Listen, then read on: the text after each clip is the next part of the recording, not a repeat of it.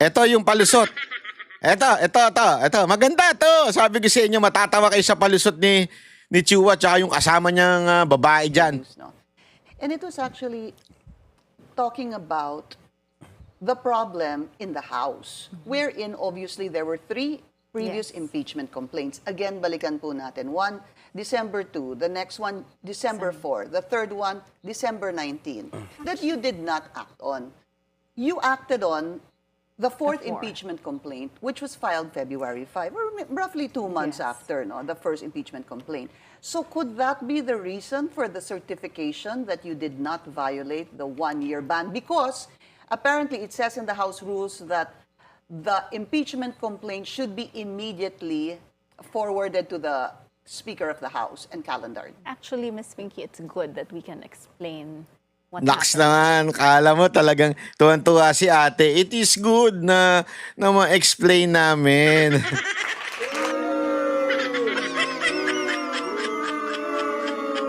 Pero ipapakita natin yung explanation nila kung nasa hulog o wala, tingnan natin. In the House. And, well, first, I can assure you that it was above board. Everything was above board. So, the first impeachment complaint was filed on December 2. And under the Constitution, we have 10 session days within which to include it in the order of business. So all of the first three impeachment complaints were included in the order of business on February 5, which is the 10th session day. Even yung December 2. Nagigets ninyo? Ganito palusot. So sinasabi ni Pinky Web, ano yun apat yun So nagsimula nung December 2, blah blah blah. Pero inaksyonan nyo na February. Okay? Yun yung yung tanong. So dumaan yung first, dumaan yung second, dumaan yung third, at fourth, tapos inaksyonan nyo yung fourth sa February. No, isipin nyo mabuti yun Ito sagot niya. Yung 10th session day niya was Feb 5. Yes. So, ang sinasabi nitong babae na to, kasi ang nakasulat daw sa rules, 10 session days.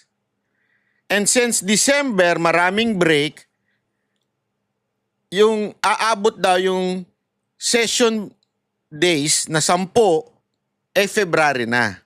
Ang binibilang hindi yung araw na pumapasok hindi yung araw-araw.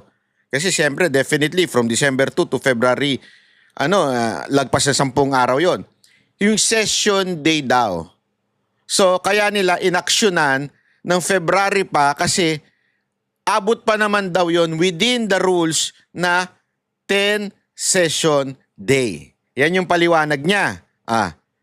Kaya nga, idiniin pa ni Pinky Web. So, pati yung December 2, mula doon hanggang sa February ay 10 session day. Ito. So we are counting session. Tingnan itong mga kumag na to, no? Ang i-reason out nila na dumaan daw ng December dahil may break sila dahil ng holiday. Diba? Yung isa sa mga rason nila. Kaya February na raw sinimulan yung pagtalakay ng impeachment complaint, which is yung pang fourth impeachment complaint. Yung kumbaga tumalon na sila dahil nga may mga break. Samantalang yung sa Senado, hindi kagad inaksyonan yung kanilang ipinasang impeachment complaint. Unang-una, last day na yon, di ba? Tapos ilang oras lang magsasara na yung session ng Senado. Tapos gusto kagad nila madaliin yung impeachment trial na sinasabi na nga ng mga senador, hindi magbe-break kami at the same time dadaan yung eleksyon. Siyempre, mangangampanya yung mga senador.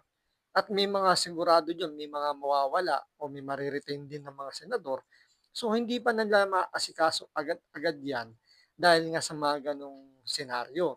Pero hindi sila pumapayag dahil hindi, pwede naman daw silang mag-session kahit daw naka-break.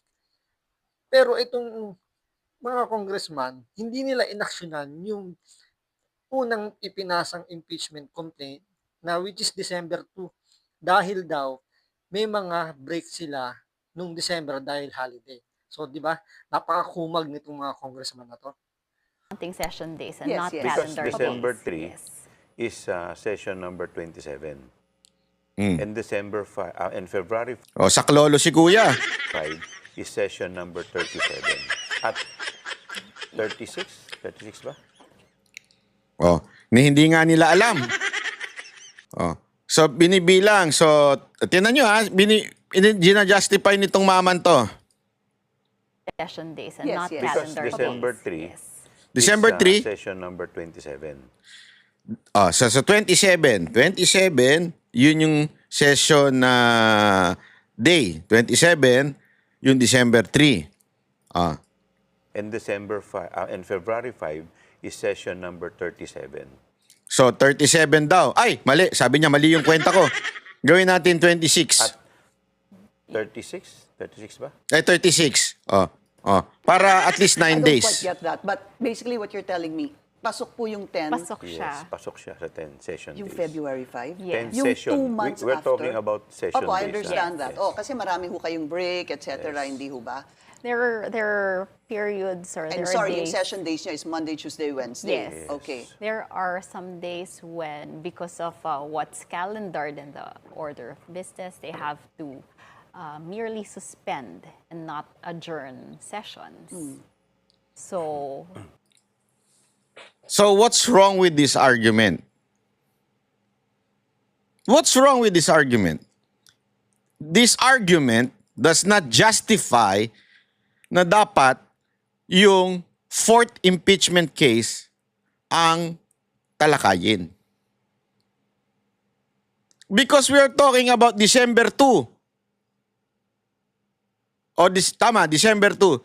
The first impeachment trial, pinasa ng December 2.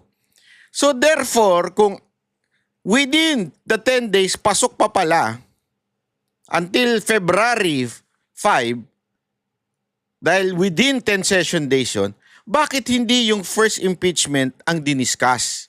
O yung pinasa? O yung sinagmit? What happened to the first, second, and third impeachment? Bakit tumalong kayo sa fourth? Yun ang problema dun eh. Yun ang kini-question dun. They're trying to justify na tama lang naman yung oras. O sige, sabihin na natin tama yung lintik yung palusot.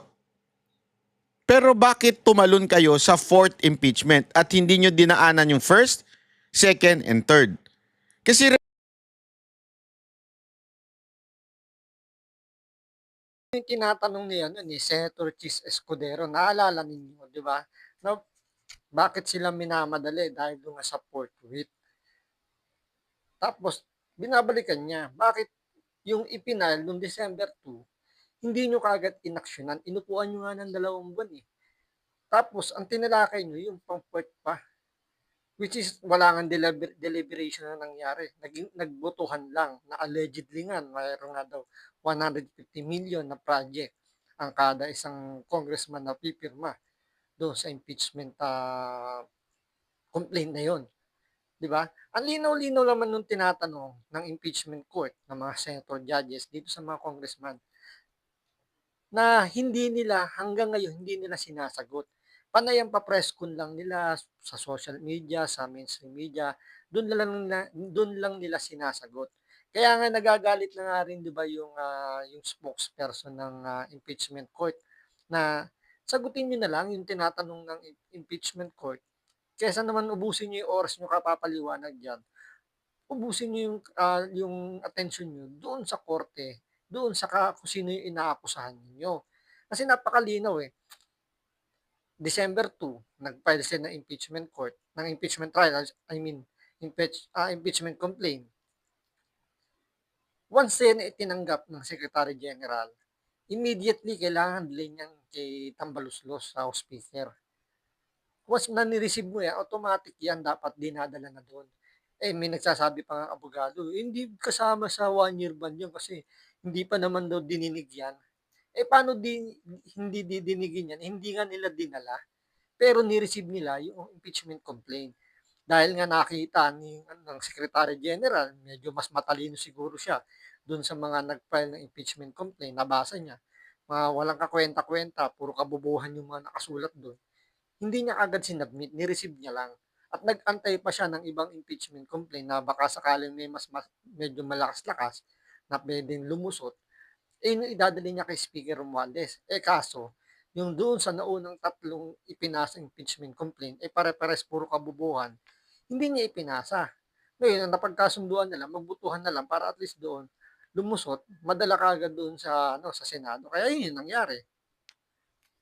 Kasi remember, pag kinuha yung first, ipinasa ng kanilang secretary tapos ipinasa po sa kanilang SecGen, sa kanilang speaker, hindi na pwedeng i-discuss pa yung pangalawa.